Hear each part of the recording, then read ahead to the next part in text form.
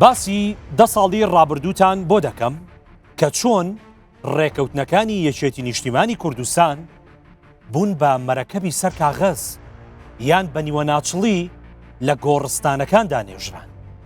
بیریشت نەچێ یەک ڕێکەوتن هەیە یەکدان لە مێژووی ئەو حیزبەدا کە 100% پێوەی پابند بووە. با بچمە ناو مۆزوعەکەەوە. سەرەتا لە ڕێکەوتنامەی دەباشانی 2016ەوە دەست پێ دەکەین. هێشتا مەرەکەبی واژۆی مامجەلال و نەوشیروان مستەفا و شر نەبوو بۆ یەکێتی نوێ بەهۆی ململانەی باڵە ناوخۆییەکانی ڕێکەوتنەکەی کردە قوربانی و تەنها لە چوارچەوەی وێنەیەکدا هێشتی و کوردجا کە ئەم وێنە هەر نەیەشت.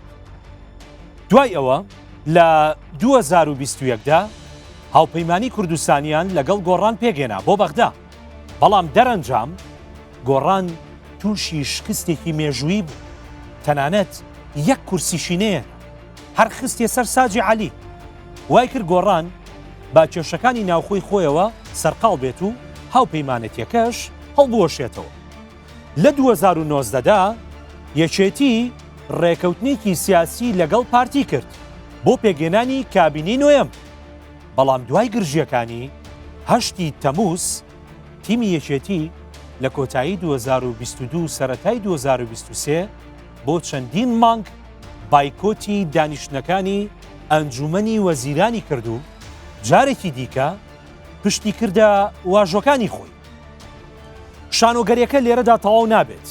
لە هۆتێل ڕەشید و دوای هەڵبژاردننی پارێزگاکانی 2023 یەکێتی بەبێ گوێدانە کۆدەنگی کورد تاگلایەنە لەگەڵ عەرەب و تروکمان ڕێکەوت بۆ وەرگرتنی پۆستی پارێزگاری کەرکووک، بەڵام دوای 2 ساڵ ئەو پۆستەشی لەدەستدا و ڕادەستی کردەوە. اینجا جوان گوێ بۆ ئەمەیان بگرە. ڕەنگە تاکە ڕێکەوتنێک کە یەکێتی لە مێژووی خۆیدا 100% پابەندی بوو بێت شانامەی 16 ئۆکتۆبەری 2017 بێت کە ئەویش گەورەترین شکستی نەتەوەی بە دوای خۆیدایەنا. کەرکووکی ڕادەستی 8 شعبی کرد و پێشمەرگەش بە ناچاری کشایە. ڕیکۆردی ڕێکەوتنەکانی ئەم 10 ساڵی یەکێتی پێمان دەڵێت ئەم حیزبە هاوڕێی نیوەڕێیە، پابەند نابێ بە ڕێکەوتنەکانەوە. ئەوەی ئێستاش لەگەڵ شاسوار عەبدولواحید دەیکات ناوی ڕێکەوتن نییە، باتڵە و لە زینداندا کراوە. بۆیە ئاو بێنە و دەست بشۆ قوربان. ڕێکەوتنی زیندان و زۆرداریتان باش.